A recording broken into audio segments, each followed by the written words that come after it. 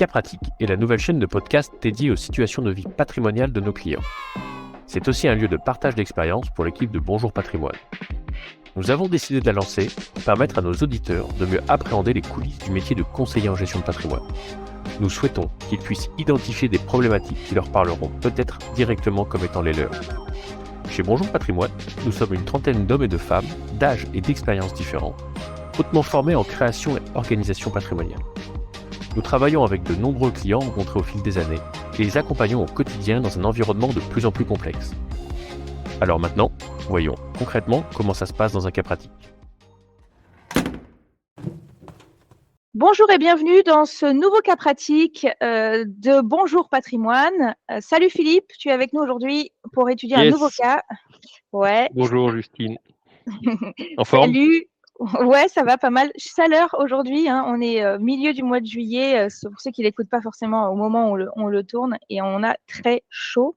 Ouais, Cela dit, ça et fait on du est bien en d'avoir rate un peu de soleil. clim au bureau. En plus, voilà.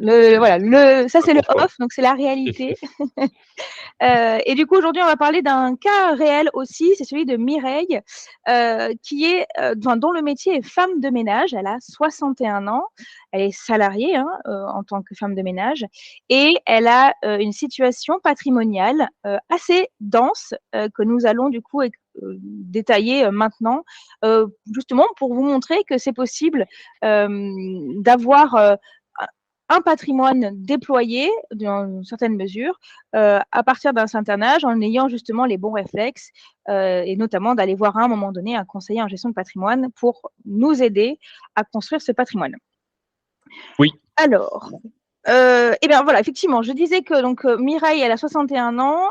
Sa situation patrimoniale concrètement, on commence toujours par ça. On ne va pas forcément revenir sur ce que c'est qu'un bilan patrimonial, parce qu'on l'a vu dans d'autres cas pratiques que je vous invite à aller écouter. Mais forcément, on démarre par sa situation patrimoniale. Et Mireille, aujourd'hui, elle n'a aucun crédit en cours. Mais surtout, elle a une résidence principale qui lui appartient. Elle a plusieurs assurances vie, elle en a 5 pour être exact, et elle a du cash, si on peut parler assez directement. Elle a des sous sur son compte courant, ce qui lui permet aujourd'hui, qui a permis du coup d'identifier un total des actifs qui s'élève à environ 630 000 euros. Si on essaie de vous donner quelques chiffres concrets pour que justement vous puissiez vous projeter, vous qui nous écoutez. Du coup, Philippe, par rapport à cette situation patrimoniale, déjà, qu'est-ce que tu en penses? Est-ce que c'est justement un cas qui t'arrive souvent? Et du coup, quel est ton premier réflexe quand tu as affaire à Mireille et à sa situation? Ouais. Alors effectivement, comme tu l'as dit, une situation patrimoniale déjà établie. Mireille, femme de ménage, à quelques années, mois, on va dire plus exactement, de la retraite, et pas mal de gamberges. Alors, bon, c'est vrai que pour la petite histoire, c'est quelqu'un qui est venu à nous par recommandation. Parce que, en fait, très, très mécontente de la gestion d'un de ses contrats bancaires. Sans le nommer, c'est un contrat 1000 vies qui est géré par l'agence, par une agence caisse d'épargne, pour le coup. Bon, la cliente avait investi, alors, je crois que de mémoire, c'était 250 000 euros, quelque chose comme ça, et genre un an après, alors que, en vrai, un an après, là, à l'heure où on se parle, on est en juillet 2023, elle a investi début 2022, et nous aussi, pour avoir connu l'histoire, entre guillemets, entre début 2022, fin 2022, on sait que les marchés ont un peu corrigé. Alors, pour cette petite histoire, dedans, il y avait des mandats de gestion, il y avait du fonds en euros, donc des actifs plutôt prudents, mais des mandats de gestion, des actifs plutôt volatiles, dynamiques. Par contre, effectivement, entre, pour le coup, début 2022 et fin 2022, c'est normal que le contrat soit en baisse. Par contre, effectivement, à l'heure où on se parle, normalement, on doit être revenu au point de départ, voire dépassé, parce que les marchés sont largement repris depuis. Donc, le mandat de gestion, un mandat de gestion un peu correctement géré, normalement, est censé revenir largement à l'équilibre de ce qu'il avait versé. Voilà, enfin, de ce que la personne avait versé. Bref, donc en fait, le point d'entrée de la relation, c'était ça. C'était j'ai vraiment voilà, j'ai mis 250 000 € dans un contrat, et vraiment c'est une catastrophe, je suis pas du tout content. J'avais demandé à ce que ce soit prudent et au final, je me rends compte que je perds de l'argent, et cetera, et cetera. En fait, Mmh. des problématiques qu'on voit malgré tout souvent, Oui, et classique. qui sont des portes d'entrée. Par contre, après, en creusant un petit peu les éléments, parce que bah, notre job, oui, effectivement, bah, c'est pas terrible. On essaie de comprendre pourquoi c'est pas terrible. Après, si c'est pas terrible, mais qu'il y a une raison, et puis si la Oui. conjoncture entre guillemets et les marchés font que dans ce moment-là, c'est pas terrible, bah voilà. Sauf que là, en fait, en creusant un petit peu les éléments, on s'est rendu compte que c'était pas du tout, du tout adapté à sa situation patrimoniale, et Mmh. on a complètement reviré, vous allez le voir, hein, quand on va rentrer un petit peu dans le détail, on a complètement reviré de stratégie patrimoniale, et c'est juste parce qu'en fait, il n'y avait pas personne qui avait écouté, il y a personne qui avait écouté Mireille a pris entre guillemets 2 heures, 3 heures à discuter, pour savoir vraiment quels étaient les objectifs patrimoniaux, et cetera, et cetera. Voilà, donc ça, Mmh. c'était vraiment le point d'entrée pour le coup. Et puis après, bah, du coup, il en est arrivé d'autres questions qui sont arrivées à se poser. Et puis, on a vraiment mis à plat toute la situation patrimoniale. Alors, effectivement, il y avait Et oui. une résidence principale, quelques contrats d'assurance vie, dont un gros, mais en fait, il y avait 3 ou 4 ou 5 même autres contrats qui étaient plus raisonnables en termes de montant. Mmh. Et en fait, voilà, on se posait la question de savoir comment mettre un peu simplement d'ordre dans cette situation patrimoniale et Bien donner sûr. sens à tout ça. Voilà. Donc, Et là, on est parti oui. de là. Et là, typiquement, donc, si on reste 2 minutes sur ce sujet d'assurance vie, toi, quand tu as donc tu vois ces 5 contrats que tu as sous les yeux, on est d'accord que normalement, à un moment donné, tu dois pouvoir proposer, alors évidemment via des calculs, le rachat peut-être de certaines d'entre elles pour justement, aller les répartir à d'autres endroits parce que celles-ci ne sont pas avantageuses, et du coup, comment ça se passe, en fait? Quelles sont les possibilités à ce moment-là, quand on a Ouais. 5 assurances vie? Très clair. Bah, en fait, comme beaucoup, hein, on se rend compte que, bah, au final, il y a des contrats qui avaient ce qu'on appelle des antériorités fiscales différentes, des contrats qui étaient plus récents, d'autres qui étaient plus anciens, et cetera, et en Mmh. fait, on se rend compte qu'assez naturellement, bah, dans le courant de sa vie, on va souscrire une première assurance vie parce que, voilà, on a un peu d'épargne, on met de côté. Notre premier banquier nous dit: «C'est super, faites un petit contrat d'assurance vie». Puis après, Mmh. hop, éventuellement, on a une autre dynamique, on se dit: «Ah, je vais en ouvrir un autre». Donc oui, pour te répondre, Justine, on peut en avoir plusieurs, il y a pas de souci par rapport à Oui. ça. Par contre, effectivement, derrière, il faut de la cohérence, et puis nous, notre job, c'est, en vrai, pour analyser l'ensemble de ces contrats-là, on va les analyser sous plusieurs angles. Premier angle, ça va être un angle fiscal. En fait, il faut savoir que l'assurance vie, c'est une enveloppe préférentielle en termes de gestion de l'épargne, puisque c'est une enveloppe qui permet de capitaliser en franchise d'intérêt, mais pour laquelle il y a une fiscalité qui est changeante en fonction de la date d'antériorité fiscale. Ça, c'est le premier point. Ensuite, effectivement, c'est une enveloppe juridique de transmission. Ça, c'est extrêmement Mmh. important. Et là aussi, en fonction de l'âge, en fonction de la date de souscription, il y a une fiscalité différente pour la transmission. Donc en fait, le point de départ, c'est de matricer un petit peu tout ça et se dire: «OK, Mmh. tel contrat, il est comme ça, il a été souscrit à telle date, ses caractéristiques fiscales en termes de récupération de capital, ce qu'on pourrait appeler le rachat, c'est ça. En termes de transmission, c'est ça. Si je reverse, qu'est-ce qui se passe? Et cetera. Si je retire, qu'est-ce qui se passe?» Ça, c'est le premier point. Ensuite, c'est les 2 premiers points qui sont quand même essentiels. L'autre point, c'est sur la partie financière, sur la gestion financière. Et là, c'est aussi extrêmement important. C'est pour ça que nous, ce que je dis souvent, hein, c'est qu'on a une analyse économique, juridique et fiscale de toute solution tout le temps. Bah, l'aspect juridique fiscal, ça va être le juridique fiscal, la transmission et la fiscalité en cas de rachat. L'aspect Mmh. économique, c'est est-ce que mon contrat il me permet de valoriser correctement mon épargne? C'est simplement ça qu'il faut se poser comme question. Est-ce que à l'intérieur, entre guillemets, c'est un véhicule qui est performant? Je vais te prendre un exemple très simple. Ok, faut imaginer que ton contrat d'assurance vie, c'est comme ta voiture. Ok, une voiture, l'objectif de la voiture, c'est de t'emmener à un point A à un point B sur 4 roues, éventuellement Oui. climatisé. Bon, ce n'est pas le cas de nos Surtout bureaux aujourd'hui, aujourd'hui. mais éventuellement la voiture climatisée avec peut-être, voilà, on va dire que c'est ça. Ça, c'est vraiment l'objectif, c'est de t'emmener à un point A à un point B avec 4 portes, un toit, la fraîcheur et 4 roues. Voilà. Ouais. Ok, donc ça, c'est un contrat d'assurance vie d'une voiture à une autre. En vrai, il ne peut pas y avoir beaucoup de changements. Par contre, derrière, comment toutes ces options, est-ce que tu vas pouvoir avoir, je sais pas moi, du GPS? Est-ce que tu vas pouvoir avoir un moteur puissant? Est-ce que tu vas pouvoir avoir un Dolby Surround, et cetera, et cetera? Tout ça, c'est des Mmh. options en fait à l'intérieur qui ne vont pas changer la réalisation de ton opération, c'est-à-dire d'aller de ton point A à ton point B, par contre, qui va améliorer le confort. Et puis, si tant est que tu as un gros moteur à l'intérieur, si jamais tu as besoin de dépasser sur autoroute ou quoi que ce soit, bah, tu pourras le faire beaucoup plus vite. Et Ouais, tu en as les moyens. c'est ça. Pour un contrat d'assurance vie, c'est exactement pareil.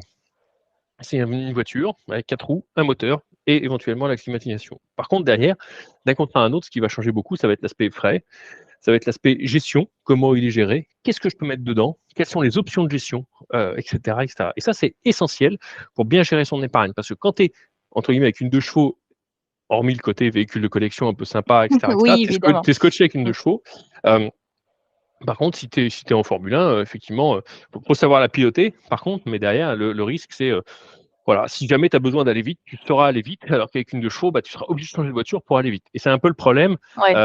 entre un bon et un mauvais contrat d'assurance vie, c'est extrêmement important d'avoir ces éléments-là. Voilà.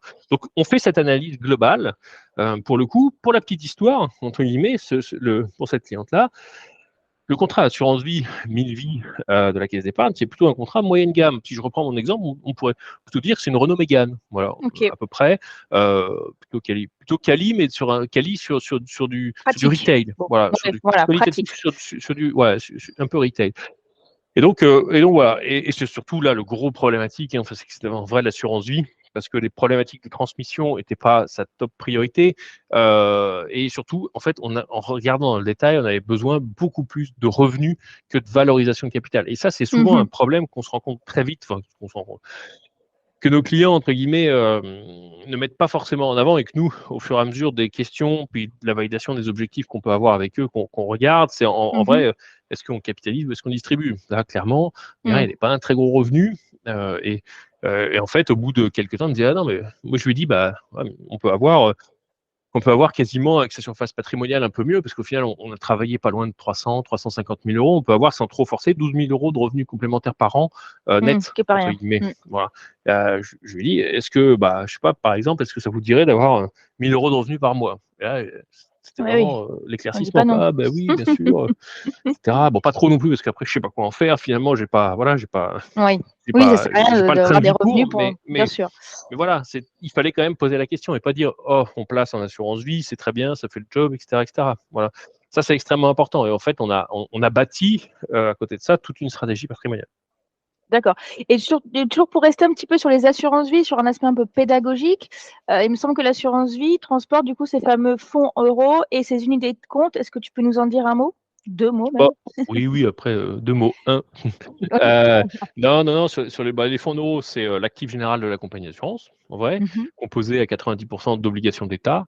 Là, alors on se parle, effectivement, le taux d'intérêt, vous l'avez peut-être entendu, remonte un peu. Donc forcément, les fonds euros ont de nouveau un peu le vent en poupe, alors qu'il y a encore 2 ans, ou même l'année dernière, c'était un peu moins le cas. Donc on revient un petit peu sur le devant de la scène par rapport à ça. C'est l'actif par nature qui est liquide au jour le jour. Il y a certaines conditions, on ne va pas rentrer dans le détail, et ça voilà, mais bref, il Oui. faut avoir ça à l'esprit. C'est relativement liquide, pas volatile, c'est-à-dire que du jour au lendemain, entre guillemets, il ne va pas y avoir, c'est pas un actif qui fait -10 quand vous vous réveillez le matin et que vous ouvrez votre contrat, voilà, mais c'est liquide. Donc c'est par nature un actif prudent qui aujourd'hui rémunère, à l'heure où on se parle, aller entre 2 à 4% pour les meilleurs fonds en euros. Voilà. Ouais. À côté Ok. de ça, il y a effectivement des unités de compte. Donc là, c'est des poches, en fait, des poches qui sont gérées par des gérants, hein, des grosses sociétés de gestion.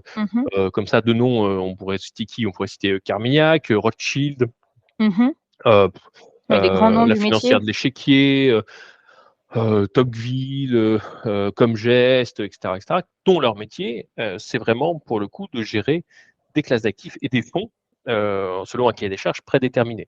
Voilà, tout simplement. Et ça, derrière nous, on a notre métier qui est de faire de l'allocation d'actifs, mais de l'allocation d'actifs macro. On pourra en rediscuter plus tard, parce que sinon, on pourrait rester là Oui, on pour pourrait 3 rester heures, mais longtemps. avec grand plaisir. Pour le coup, mais voilà, c'est de définir, entre guillemets, des poches, actions, obligations, quel type d'action, quel type d'obligation, quel type de produit structuré, le cas échéant, on peut mettre dans le contrat de nos clients pour avoir en fait une stratégie de gestion de l'épargne qui soit cohérente. On peut mettre de l'immobilier aussi dans un contrat d'assurance Oui. vie, par exemple des SCPI, donc des sociétés civiles de placement immobilier, ça peut se mettre dans un contrat d'assurance vie. des OPCI, des organismes de placement collectif en immobilier, des SCI, des sociétés civiles immobilières, ça peut se mettre dans des contrats d'assurance vie. Donc en fait, dans un bon contrat d'assurance vie, on peut vraiment tout mettre. Voilà, donc c'est extrêmement important. Encore une fois, et pour retenir ce point-là, c'est que l'assurance vie est un véhicule, une enveloppe d'investissement. Voilà.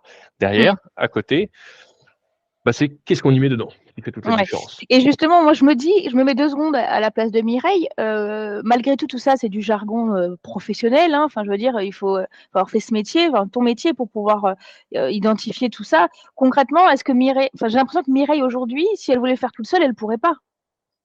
Elle pourrait pas vraiment optimiser son assurance vie si elle voulait le faire toute seule. Oui. Après, faut quand même avoir un peu de connaissances. Soit s'y intéresser, soit faire confiance à son banquier, soit faire confiance à quelqu'un que vous rémunérez pour travailler dans votre intérêt, pour trouver l'ensemble des solutions et en tout cas définir votre propre cahier des charges que vous ne connaissez parfois même pas vous-même, c'est Oui. exactement ce qui s'est passé là, pour bâtir une stratégie patrimoniale. Voilà, c'est ça qui est extrêmement important. C'est ensuite, nous, qu'est-ce qu'on peut travailler ensemble pour améliorer cette situation. Ok. Il y avait une particularité sur ce cas dont tu m'as parlé la dernière fois, c'est que Mireille, en étant femme de ménage, elle a un faible revenu. Et ce qui est intéressant, du coup, par rapport à ça, c'est qu'elle a aujourd'hui une TMI à 0% et que grâce à ton analyse, tu as pu étudier et surtout découvrir, entre guillemets, une marge disponible avant d'être imposée sur la tranche supérieure. Est-ce que Oui. tu peux nous en toucher un mot là-dessus aussi? T'as tout dit. L'impôt sur le revenu, c'est un barème, ok. Ouais. C'est un barème qui varie en fait en fonction des revenus. Donc là, en l'occurrence, Mireille, c'est quelqu'un qui est seul, qui est célibataire, sans enfant à charge, etc., etc. Donc assez facile, on calcule le nombre de parts fiscales. Donc là, en l'occurrence, une part, on applique le barème de l'impôt sur le revenu jusqu'à, alors j'ai plus les tranches en tête exactement, mais en gros jusqu'à 12 000 euros revalorisés. On est dans une TMI donc à 0, c'est-à-dire qu'en dessous de 12 000 euros de revenus, on n'est pas imposé.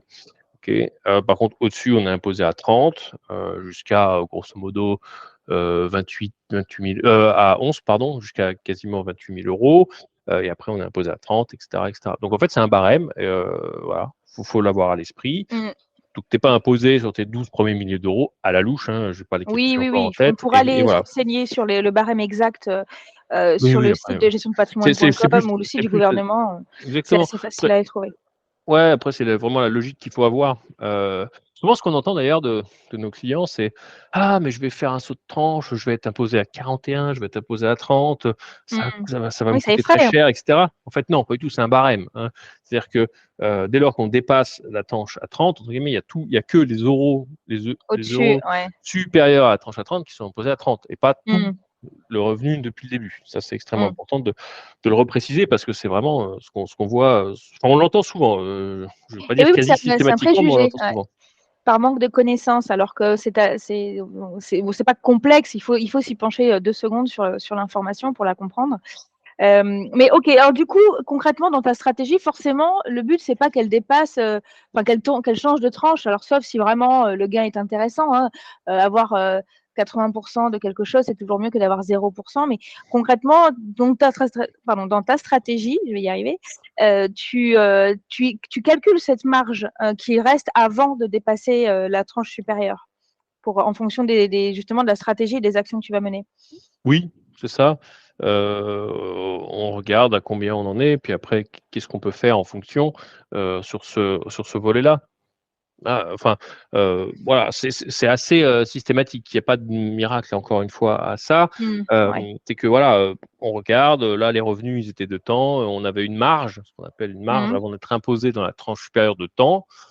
Voilà, on le prend en compte. Après, si on dépasse, entre guillemets, attention de ne pas tomber dans le panneau non plus.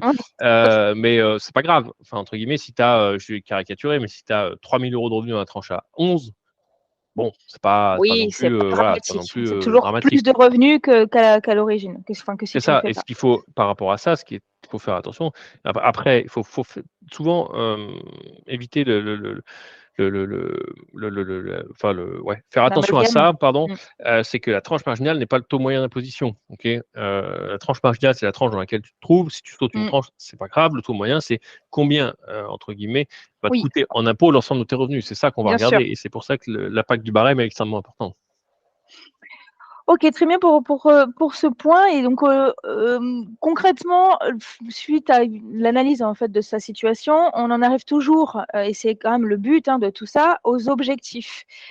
Pour Mireille, qu'est-ce que tu as identifié avec elle? Et apparemment, ce que tu disais, c'est que justement, elle n'était pas forcément prête ni éclairée sur cette partie-là. Donc, qu'est-ce que tu as permis de révéler sur sa situation patrimoniale? Ben, en vrai, assez classique. C'est une cliente qui est arrivée vers nous parce que mécontente, entre guillemets, de la gestion de sa banque. Moi, j'aurais envie de dire, mais en termes de performance, et entre guillemets, heureusement que la banque a été mauvaise en termes de performance pour que nous, on puisse se rendre compte, Bien entre sûr. guillemets, que c'était même pire que ça, c'est que c'était une organisation patrimoniale qui n'était pas cohérente et qui pourtant n'avait que même pas 1 an ou 1 an et demi de mise Oui, en qui était place. récent. C'est ça Ouais, c'est le. même pas c'est pas un vieux dossier, c'est pas une cliente qui était là depuis 15 ans qui a Non, été oubliée dans les archives. c'est C'est juste quelqu'un vraiment, qui n'avait pas la ouais, culture et l'intérêt et bien intellectuel, sûr. sans que ce soit péjoratif, de s'intéresser, en fait, qui faisait confiance entre guillemets à la personne. Mais voilà, après, quand on n'a pas connaissance des intermédiaires, des professionnels et qu'on a en face, et puis Mm. après, il y a toujours le Ça spectre arrive de la souvent. grosse institution qui Bien est sûr, c'est l'épargne, rassurant. Mm. voilà, c'est rassurant, etc. Bon, bah, on dit OK, go. En fait, nous, on a discuté 3 heures. On s'est rendu compte que finalement, c'est une dame qui n'avait pas spécifiquement envie de transmettre du patrimoine à sa fille. Voilà, pour le coup, l'assurance vie, c'était bien. Alors, il faut faire attention à la notion de prime manifestement exagérée parce que, en fait, on ne peut pas déshériter les enfants. Il y a cette notion de Eh réserve oui. héréditaire. Cette clientèle, elle avait une fille divorcée, une fille, pour le coup. Bon, et ben voilà, il y a la moitié de son patrimoine qui lui est attribué automatiquement, ce qu'on appelle la réserve héréditaire. On peut pas déshériter. Alors même si on met tout notre patrimoine en assurance vie, voilà, et que si ça se passe mal entre guillemets, si l'enfant entre guillemets se dit voilà, je pense que j'ai quelque chose à gratter, etc. Dans ce cas-là, il peut faire une action pour aller chercher la notion de prime manifestement exagérée au regard du patrimoine. Et dans ce cas-là, effectivement, on peut récupérer un petit peu plus que, et notamment la réserve héréditaire. Donc ça, c'est important. Là-dessus, la caisse d'épargne avait relativement bien fait le travail, mais encore attention à cette notion de réserve héréditaire, parce qu'on n'était pas loin, pour le coup, d'en sortir. Alors nous, ce qu'on a fait, c'est qu'on a c'est beaucoup plus simple, hein. On a vraiment raisonné. Donc, il y avait cette problématique de transmission. Puis derrière, en vrai, c'est exactement ce qu'on dit déjà depuis 5 minutes, mais une problématique de revenus complémentaires. Cette problématique Oui. de revenus complémentaires, elle est arrivée à la suite de nos échanges. Voilà. Parce que finalement, c'était plus confortable d'avoir un petit peu plus de revenus pour les fins de mois, etc., etc. Donc, en fait, ce qu'on a fait, on a fait un peu de tri dans son cash, hein, parce qu'il y Oui, avait, déjà. Ouais. comme tu le disais au début, il y avait pas Mm. loin de 70 000 de cash en plus qui Mm. traînait sur Et oui, des oui. livrets qui Ils sont servent à courants. rien. Enfin voilà, donc on a balayé un petit peu tout ça. On a fait un peu de ménage pour savoir qu'est-ce qui est bien, qu'est-ce qui n'était pas bien. Il y avait 2, 3 autres contrats d'assurance vie, crédit agricole, caisse d'épargne par-ci par-là. Bref, ça sert à rien d'en avoir plusieurs, surtout quand on, entre guillemets, on se perd à les gérer. Voilà, même elle me disait ah mais je dois avoir un contrat d'assurance vie prédissime avec 6 000 € dessus. Ça ne me sert à rien. Ça sert à rien de vous prendre la tête à avoir plein de papiers non plus qui servent à rien. Ça c'est aussi important. Donc on a centralisé tout. En fait, on a fait un peu de ménage dans la situation patrimoniale. Il n'y avait pas de perte d'avantages fiscaux acquis à sortir des vieux contrats, puis en plus c'était des vieux contrats bancaires qui n'étaient pas de bonne facture, entre guillemets, Oui. donc il n'y avait rien à en espérer en termes de gestion sur ces contrats-là. Donc on a rapatrié pour avoir une masse de travail, délivré, du cash sur livret, des petits contrats d'assurance vie, son plus gros contrat d'assurance vie, effectivement, 1000 vies, alors qui était en moins-value, mais entre guillemets, on ne l'a pas soldé en totalité, hein, on l'a Oui. soldé que ce sur quoi on ne pouvait pas récupérer la moins-value. Donc c'est-à-dire qu'on a sorti le fonds en euros, pour le coup, parce que le fonds en euros, quand tu es en perte de 15 000 €, c'est pas là-dessus que tu vas te refaire tout de suite. Donc, on a gardé les actifs volatiles en laissant effectivement le temps à la banque et à la société de gestion de récupérer, puis on ressortira un petit peu plus tard par rapport à ça. Donc, on n'a pas sorti en totalité le contrat, mais on a récupéré quasiment une masse de travail de l'ordre de 300 000 €. Voilà. Ok. Et sur ces Donc, 300 000 de euros, quoi faire. sur ces 300 000 € là, on a quand même travaillé pas mal de sujets. Sujet SCPI, voilà, pour vraiment tout de suite aller chercher donc, des revenus complémentaires, immédiats, en cohérence justement, parce que comme tu le disais très bien, très très faible TMI, voire pas de TMI du Et tout. oui, Donc c'est pas donc faut se dérangeant méfier. de générer des Ouais. revenus complémentaires Mmh. imposés aux revenus fonciers non plus. C'est un véhicule d'investissement qui est super sympa parce qu'en vrai, on investit, il y a ce qu'on appelle un délai de jouissance, donc entre le moment où on investit et le moment où on touche les revenus, en fonction des SCPI, on va dire qu'il y a entre 4 à 6 mois à peu près. Voilà.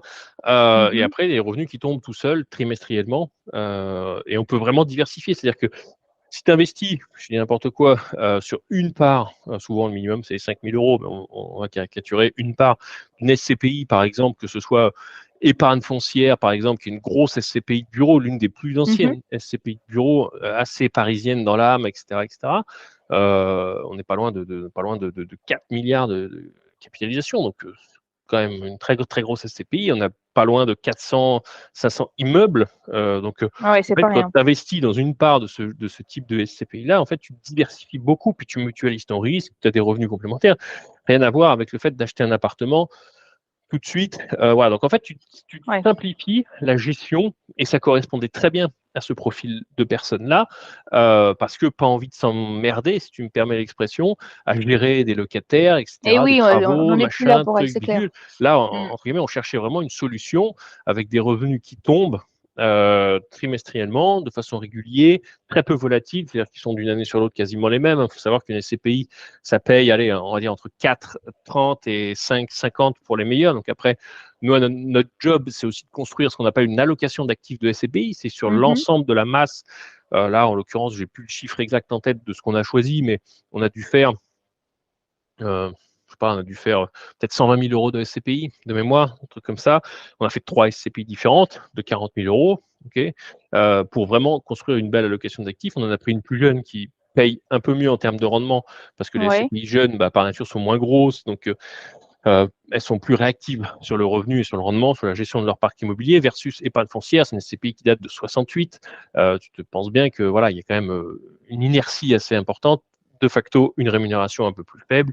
Voilà. Donc, mais par contre, on a un patrimoine différent. Donc, on arrive à construire effectivement une belle allocation de SCPI pour un rendement cible aux alentours de 4,85%. Donc, c'était quand même Mmh. sympa et ça tombe trimestriellement. Ça crée des revenus, ça tombe trimestriellement sans prise de tête. Et ça, c'est vraiment ce qui Ouais, était ça recherché pour tranquillise. partie. Mmh. Voilà. Clairement.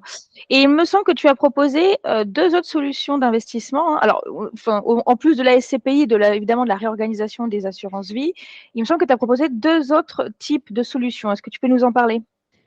Oui, alors c'était lesquels justement? Il y avait l'OPCI et le crowdfunding, en tout cas le financement participatif, Ok, pour, voilà, si on utilise, différents mots. ok. Sur la partie OPCI, en fait, ce qui est sympa, c'est que ça peut être un peu différenciant. Alors, il y a différents types d'OPCI. Là, ce qu'on a cherché, c'est les OPCI films. Film, pas comme le Mmh. cinéma, Ah mince, mais on m'a un complètement fond. emballée. Ouais, ouais, un fond, enfin encore que le cinéma, l'investissement dans le cinéma, ça existe avec les Sofica, etc. Je suis pas Oui, sûr qu'il y ait un jour quelqu'un qui ait vraiment gagné de l'argent là-dessus, mais bref, oui, je vais pas, probablement. Mmh. on va pas divaguer.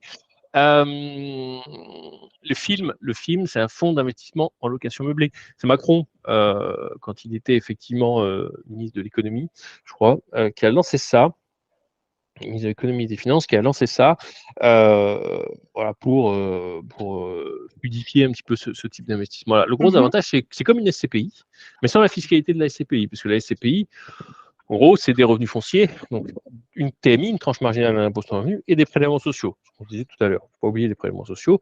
Des fonds Mmh. d'investissement de location meublée, il faut savoir que le régime de la location meublée, en gros, c'est un régime BIC, donc bénéfices industriels et commerciaux, un Ouais. régime qui permet notamment d'avoir une notion d'amortissement comptable. Mais en fait, quand tu amortis comptablement, alors je ne vais pas rentrer dans le détail encore une fois, mais si tu Oui, amortis mais c'était comptablement, pour, ça permet de amorcer. limiter l'assiette des revenus. Voilà. Et en gros, si je schématise vraiment, c'est comme une SCPI, donc un véhicule d'investissement collectif en immobilier qui investit sur plein d'immeubles différents, avec plein de locataires différents, etc., plein d'associés différents.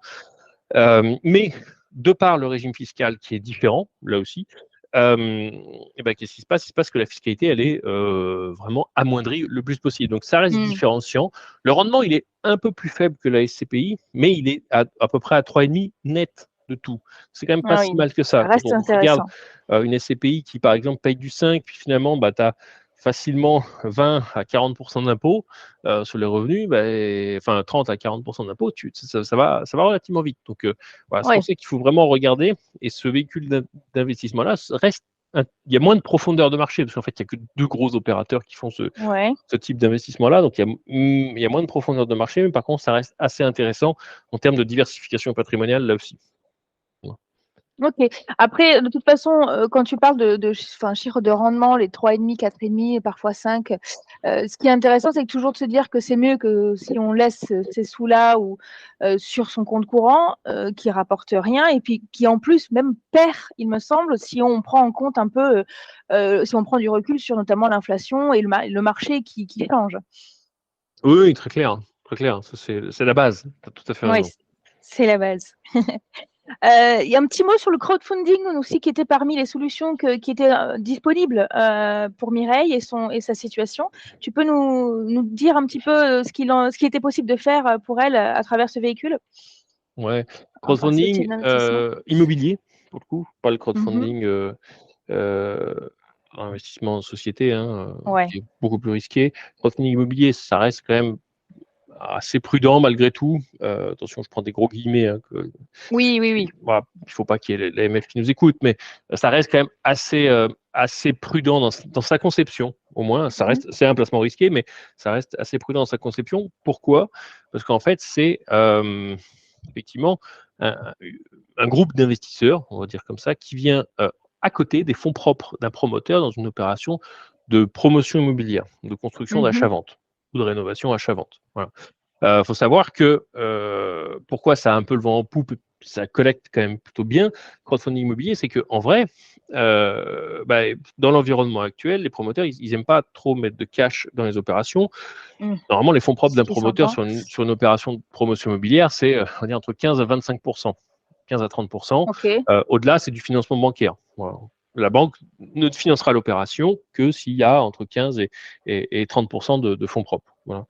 L'avantage d'une opération de crowdfunding, c'est comme c'est une obligation en fait, hein, juridiquement parlant, financièrement parlant, c'est une obligation qui vient à côté des fonds propres. Le promoteur mettra peut-être que 10% de fonds propres, et il y aura peut-être 20% de crowdfunding, donc d'obligations, et en plus un financement bancaire. Voilà.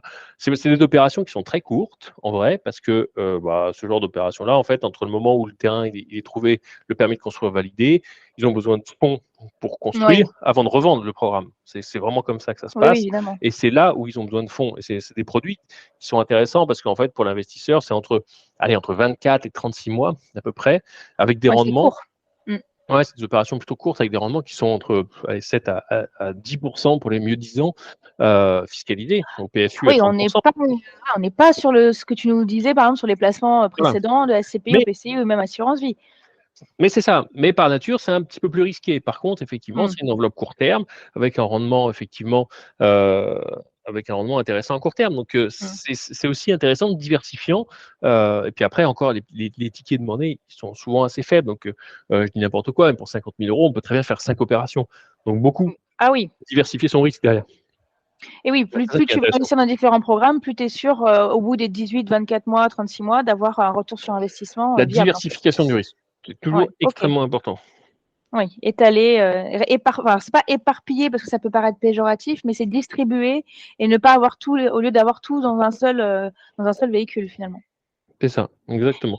On Donc est voilà un d'accord petit peu que, ce qu'on a pu ouais, mettre en avant aussi dans ce dossier. je vais te couper parce que il me semble que le crowdfunding, pardon pour mon anglais mauvais, on appelle ça aussi le financement participatif, du fait justement d'injecter, enfin de prêter entre guillemets, enfin d'investir ses sous auprès d'un promoteur pour qu'il puisse construire et vendre derrière.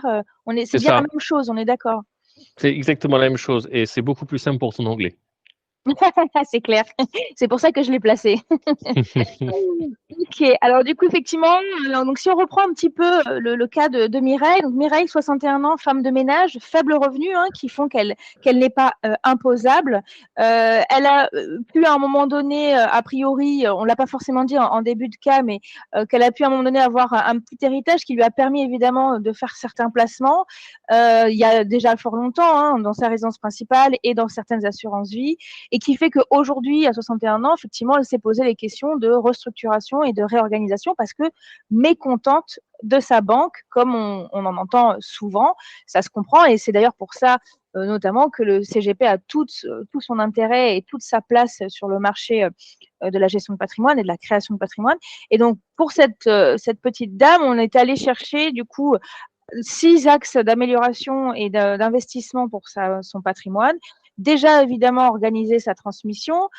Avant ça, organiser évidemment les placements qu'elle a déjà, et derrière, d'aller investir pour répondre à des besoins de revenus complémentaires pour sa retraite, puisque à 61 ans, c'est quand même quelque chose qui va arriver dans pas longtemps, même si la réforme des retraites va elle ne sera pas bousculée, il me semble.